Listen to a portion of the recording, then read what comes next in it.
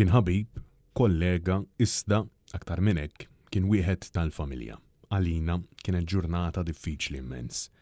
Eksosna l-kap tal-Partit Nazzjonalista Bernard Grech it-tlieta fil-għaxija fuq Net Television b'reazzjoni għat-telfa ta' Karl Guder.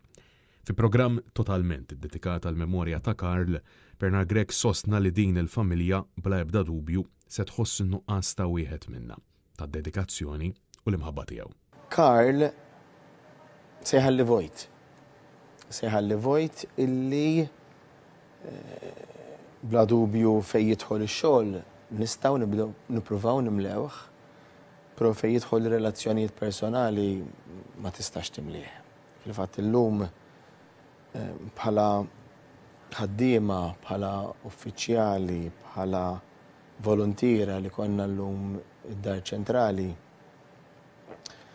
anki rajna kif naffaċċjaw, naffrontaw d-diffikultà, fittixna rajnuna għaliex hekk ikun hemm bżonn illi jsir u sejjaħna wkoll persuna li tgħin f'dan il-tip ta' mumenti anke minħabba t-telfa f'daqqa waħda wiebsa.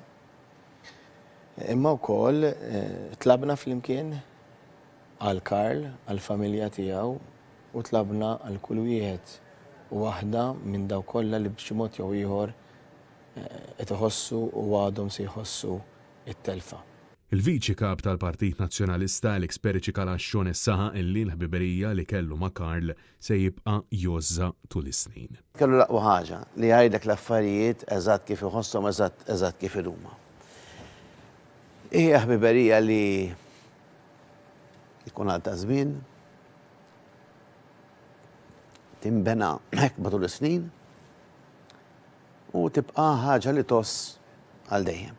Dan fil-waqt illi s-Segretarju Ġenerali tal-Partit Nazzjonalista Michael Piccinino iddeskrivih bħala il-persuna li dejjem kien qrib l-impjegat u li kellu għal qalbu il-ġid ta' kull min kien madwaru.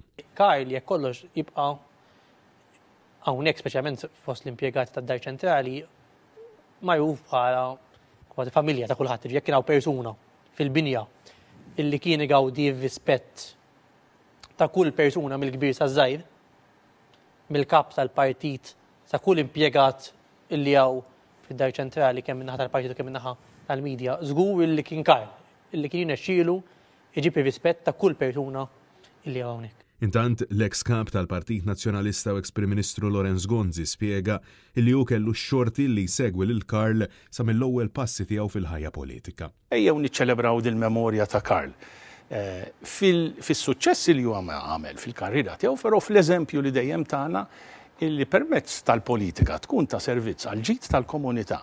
L-eks kap tal-Partit Nazzjonalista Adrian Delija iddeskrivih bħala bniedem illi ma tantx kien diffiċli tagħmel ħbieb miegħu bid-bissima illi tixel kull fejn kien ikun. Wara dik id-bissima kien hemm ukoll il-karattru tiegħu illi kien karattru fjorenti, karattru illi dejjem b'xi kelma tajba. U naħseb huwa wieħed mill-iktar persuni li tajt miegħu f'ħajti jien li diffiċli jekk mhux impossibbli li tiġilet miegħu. F'kollegament telefoniku, l-eks kap tal-Partit Nazzjonalista Simon Busuttil illi wkoll ħadem fil-qrib miegħu stqarr li din hija telfa ibsa għall-familja tal-partit, persuna li kien jipprova jgħin lil kulħadd. Bniedem ġentili immens li huwa ruħ tajba. Karl kien bniedem li huwa vera beautiful soul. Hekk nista' niddeskrivih jiena u dak li ġara ma nistax naċċettaħ u ħallini verament imsammar. Intant, l-aġent President ta' Malta u eks-kollega ta' Karl Guder f'diversi oqsma Francis Zamid Dimek spjega li Karl kien jagħmel kull ma jista' biex l-isfidi jdawwarhom f'opportunitajiet. Dejjem b'dak l-impenn totali, mhux x'jaqbel lilu, x'inhu mistenni minnu, x'jista' jagħmel. Mela din hi l-ewwel karatteristika li għandha tibqa' tispirana l-koll. Li kien jolqtok imbagħad fih ukoll u dinna naf li semmewa diversi qabli hija dik id-bissima li ma stajtx ma tarafx mill-mument li tkun ħdejh sal-mument li ma tibqax. telfa illi diffiċli tiddeskrivija u żgur illi qrabatu, sħabu, kollegi u daw kollha li b'xi mod jew ieħor kienu jafuh se jħossu in-nuqqas tiegħu. Inselmulek, Karl.